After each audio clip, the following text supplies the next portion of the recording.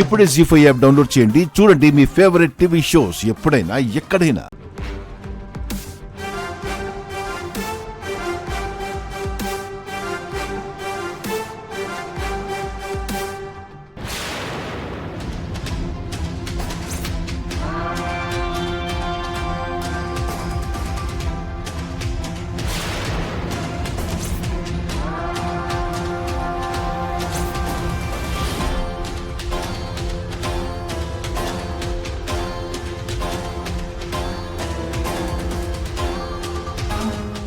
నా కూతురు photo, Leelakrishna photo పంపడమే కాకుండా వాటి మీద కన్న తల్లి కన్న తండ్రి అని రాయడమేంటి? అంత అయోమయంగా ఉంది.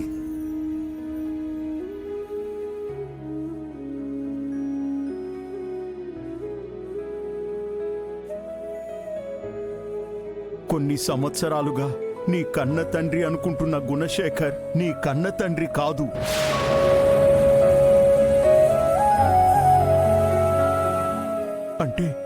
అంటే ఆనాడు నా కూతురు తులసిని మోసం చేసి పెళ్లికి ముందు తల్లిని చేసి పారిపోయిన ఆ దుర్మార్గుడు నా అల్లుడు లీలాకృష్ణనా? నా ఇద్దరు కూతుళ్ళకి భర్త ఒక్కడేనా? ఏమిటి స్వామి ఈ అన్యాయం?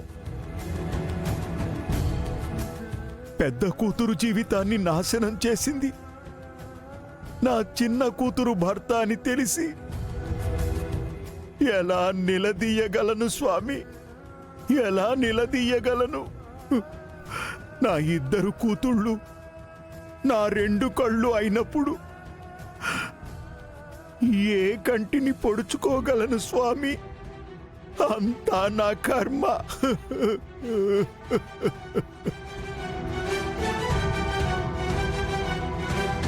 పోనీలే, ఇన్నాటికైనా మైథిలి తండ్రి లీలాకృష్ణ అని తెలిసింది. కాని ఈ నిజం మైథిలికి చెప్పలేను. చెబితే తన తల్లికి అన్యాయం చేశాడు అన్న కారణంతో వాడి ప్రాణమైనా తీస్తుంది, లేదా కేసు పెట్టి జైలుకైనా పంపిస్తుంది. అదే జరిగితే నా బిడ్డ శుభప్రద జీవితం నాశనమైపోతుంది.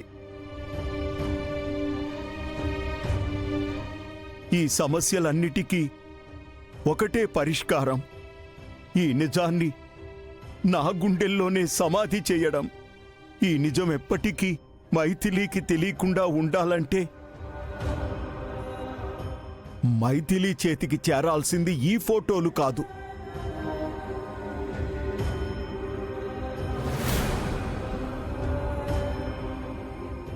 ఇదిగో పార్సల్ తీసుకొని మైథిలికి. అదేంటి సార్, 10,000 రూపాయలు ఇచ్చి మరీ తీసుకున్నారు, మళ్ళొచ్చి మైథిలి గారికి ఇవ్వమంటున్నారు? చెప్పింది చెయ్యి చాలు. అలాగే సార్.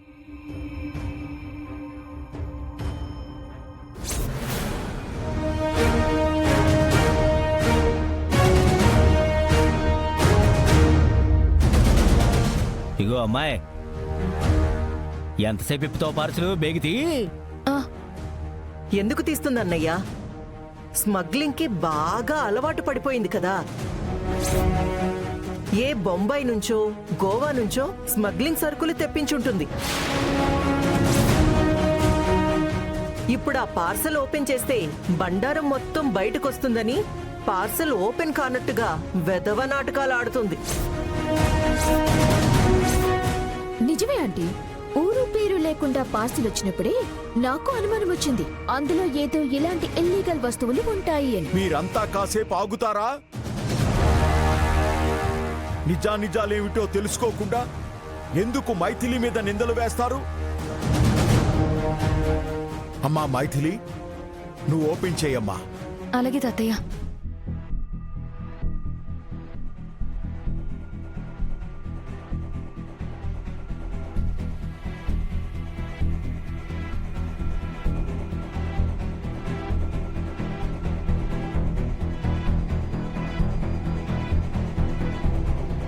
ఏటదే మాకు చూపెట్టు.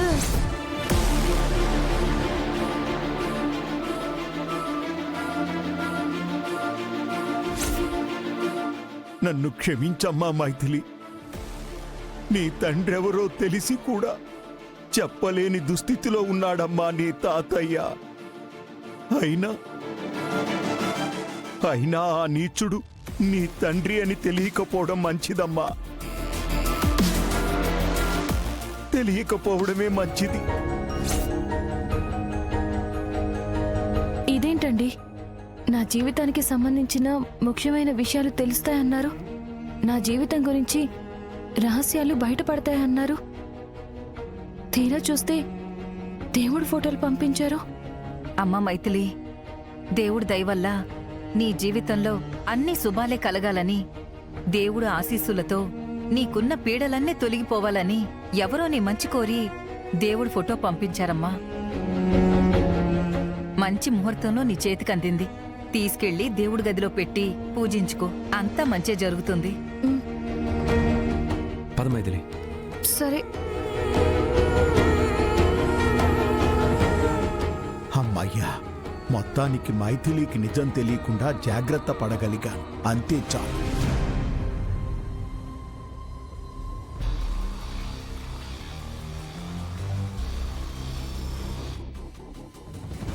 ఏంటండి ఇది? ఆయన ఎంతో సీరియస్గా నీ జీవితానికి సంబంధించిన ముఖ్యమైన విషయాలు పంపిస్తాను అని చెప్పి దేవుడు ఫోటో పంపించారేంటి? ఈ పార్సల్ నిజంగా ఆయన పంపించిందేనా, లేదంటే మధ్యలో ఏమైనా మారిందా? చచ్చా, అలా ఏం జరగదు. అంతగా అనుమానంగా ఉంటే ఒకసారి ఆయనకి కాల్ చేసి కనుక్కో. The number you are calling is currently switched off. Please try later. ఏమైంది? ఫోన్ స్విచ్ ఆఫ్ వస్తుందండి. సర్లే, మళ్ళీ ట్రై చేద్దాం. అలాగేనండి. ఆయన దేవుడి ఫోటో పంపించారనుకుంటే డైరెక్ట్గానే చెప్పుండేవాళ్ళు. జీవితానికి సంబంధించిన రహస్యాలు అని ఎందుకు చెప్పుండేవాళ్ళు? Something is wrong. ఆయనతో మాట్లాడితే తప్ప నిజాలేంటో తెలియవు. పద.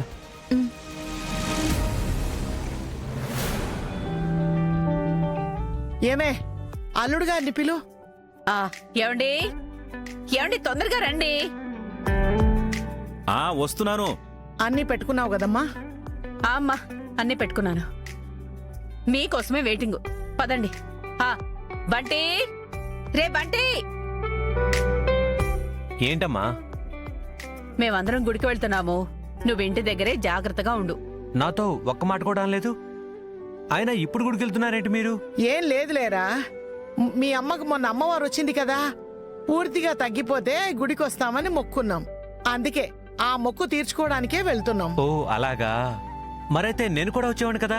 రావచ్చు, కానీ ఆ హల్వాగాడు మనం ఎప్పుడెప్పుడు ఇంట్లోంచి బయటకు వెళ్తామా, ఎప్పుడు ఇంట్లో ఉన్న సామాన్లన్నీ బయట వేద్దామా అని కుక్కలాగా కాపలా కాస్తున్నాడు.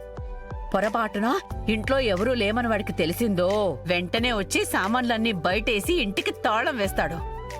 జీ5 యాప్ డౌన్లోడ్ చేసి అన్ని ఎపిసోడ్స్ పూర్తి ఉచితంగా చూడండి.